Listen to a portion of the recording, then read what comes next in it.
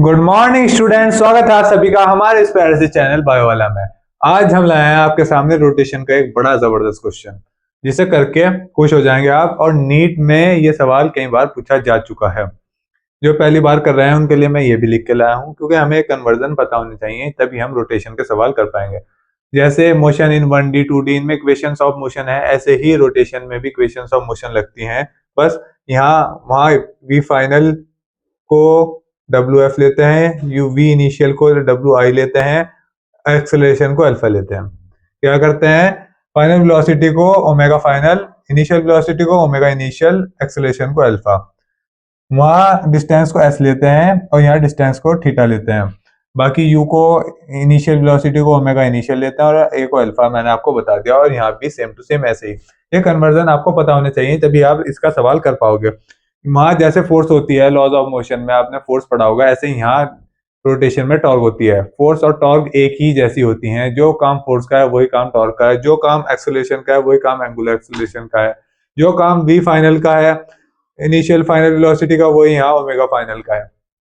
तो हमें एक सवाल में पूछ के आ रहा है, ये पढ़ते हैं। A wheel having moment of inertia 4 kg per metre square, 4 kg metre square. एक व्हील है, उसका मोमेंट ऑफ इनर्शिया आई दे दिया है। जो भी हमें पहले क्वेश्चन में दिया गया हो ना, वो हमेशा लिख लिया करो पहले। मोमेंट ऑफ इनर्शिया एक व्हील का हमें दे दिया गया है 4 kg मीटर स्क्वायर। आ गया। अब अबाउट इट्स एक्सिस, मतलब एक्सिस पे घूम रहा था, उसका मोमेंट ऑफ इनर्शिया इतना दे दिया। Rotate at a rate of 240 RPM. RPM का क्या मतलब होता है, रोटेशन पर मिनट। आरपीएस होता है रोटेशन पर सेकंड। ये जो आरपीएम आरपीएस होता है, ये होती है फ्रीक्वेंसी, हमेशा याद रखना। तो इसकी फ्रीक्वेंसी दी है 240 आरपीएम, मतलब 240 रिवॉल्यूशन कर रहा है, 240 बार घूम रहा है वो एक मिनट में, रोटेशन पर मिनट। ये इसकी फ्रीक्वेंसी दे दिया है। The torque which can stop the rotation of wheel in 1 minute. Time दिया है 1 मिनट, मतलब 60 सेकेंड। और पूछा पूछा क्या है, टॉर्क। टॉर्क पूछा है कि टॉर्क निकालिए। टॉर्क का मैंने आपको क्वेश्चन कराए थे थोड़ी देर पहले। उसमें मैंने आपको टॉर्क का फॉर्मूला बताया था, torque is equals to I alpha. Torque का फॉर्मूला बताया था, torque is equals to I alpha. तो torque is equals to I alpha, ये मैंने आपको फॉर्मूला बताया था। आई क्वेश्चन में दिया गया है, टॉर्क पूछा है, तो हमें क्या निकालना है, हमें निकालना है अल्फा।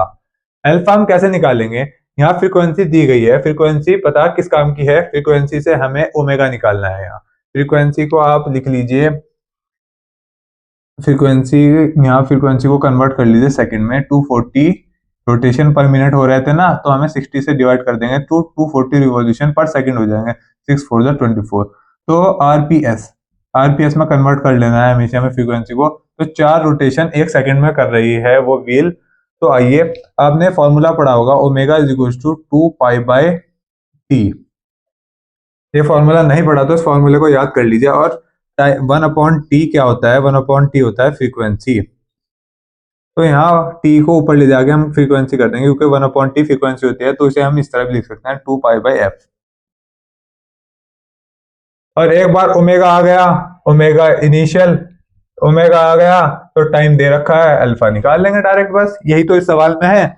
ओमेगा दे, ये ओमेगा इनिशियल है, क्योंकि देखो कैन क्या पूछ रहा है, the torque which can stop the rotation of the wheel in 1 minute. जब वो 1 मिनट में उसकी व्हील की रोटेशन को बिल्कुल घटा के जीरो कर देगी, तो ओमेगा फाइनल तो जीरो हो जाएगा ना, क्योंकि ओमेगा फाइनल क्या है, फाइनल वेलोसिटी है। फाइनल वेलोसिटी जब उसकी जीरो हो जाएगी, वो रुक जाएगा, तो फाइनल वेलोसिटी जीरो हो जाएगी। तो फाइनल वेलोसिटी जीरो हो जाएगी, तो हमें इनिशियल वेलोसिटी निकालनी है। टाइम हमें पता है, अल्फा हमसे पूछा है। तो इनिशियल वेलोसिटी क्या है, 2 पाई एफ, 2 पाई और एफ दिया है 4, तो आ गया 8 पाई। इनिशियल वेलोसिटी आ गई 8 पाई। अब 8 पाई आ गया, 8 पाई आ गया, तो हम उसमें पुट कर दीजिए बस। और जब हम एक बात और बताऊं आपको, जब ये टॉर्क ये कह रहा है, टॉर्क उसे व्हील को चलते हुए रोक रहा है, वो रोक रहा है, इसका मतलब टॉर्क जो एक्सेलरेशन लगा रहा होगा, एंगुलर एक्सेलरेशन लगा रहा होगा, उसके अपोजिट लगा रहा होगा, नेगेटिव में, जब भी तो वो रुकेगा। वो एक तरफ अगर घूम रहा है, अगर एक्सेलरेशन भी एंगुलर एक्सेलरेशन भी उधर ही लग जाएगा, तो वो तो और स्पीड तेज हो जाएगी।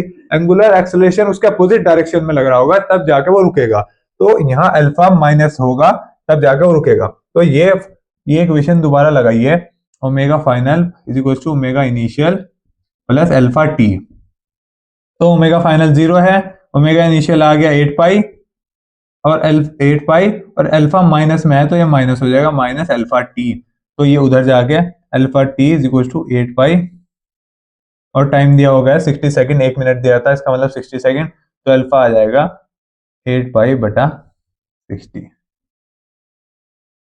तो अल्फा आ गया, तो torque is equal to I alpha, इसमें डाल दो। तो torque is equal to I alpha, तो आई हमें 4 दिया गया था और अल्फा है 8 पाई बाई 60, 15 जा 8 पाई बाई 15 आंसर।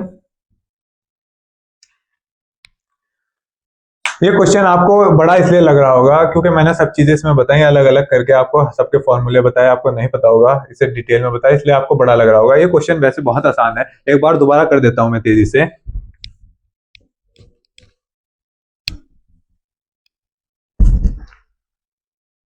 हमसे क्या पूछा, torque, torque equal to I alpha.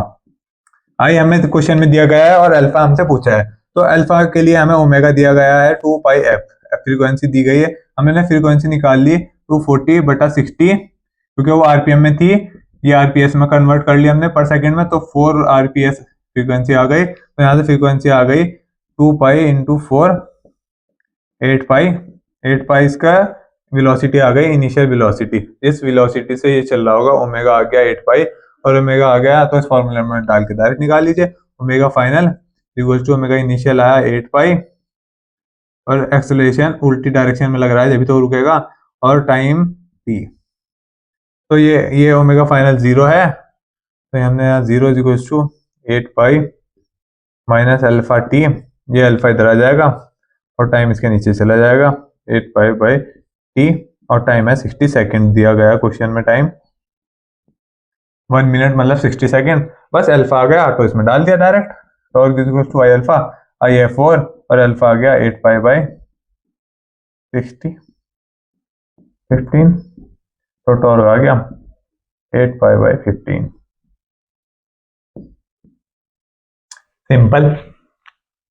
तो आपको एक कन्वर्जन आनी चाहिए, आप आसानी से कोई भी सवाल सॉल्व कर लेंगे, जैसे वहां करते हैं आप 1D मोशन में, 2D मोशन में, लॉज ऑफ मोशन में, ऐसे ही यहाँ सवाल है, वहां वहां टॉर्क है, वहां फोर्स है, यहाँ टॉर्क है, वहां एक्सेलरेशन है, यहाँ एंगुलर एक्सेलरेशन है, वहां फाइनल वेलोसिटी है, ओमेगा फाइनल है, वहां डिस्टेंस है, यहाँ थीटा है, बस इतना आपको पता होना चाहिए। और जब भी आपसे टॉर्क पूछे, टॉर्क के 2 ही फॉर्मूले हैं पूरी रोटेशन ऑफ मोशन में, इसके अलावा टॉर्क का कोई फॉर्मूला ही नहीं है। Torque is equal to I alpha और torque is equal to R cross F.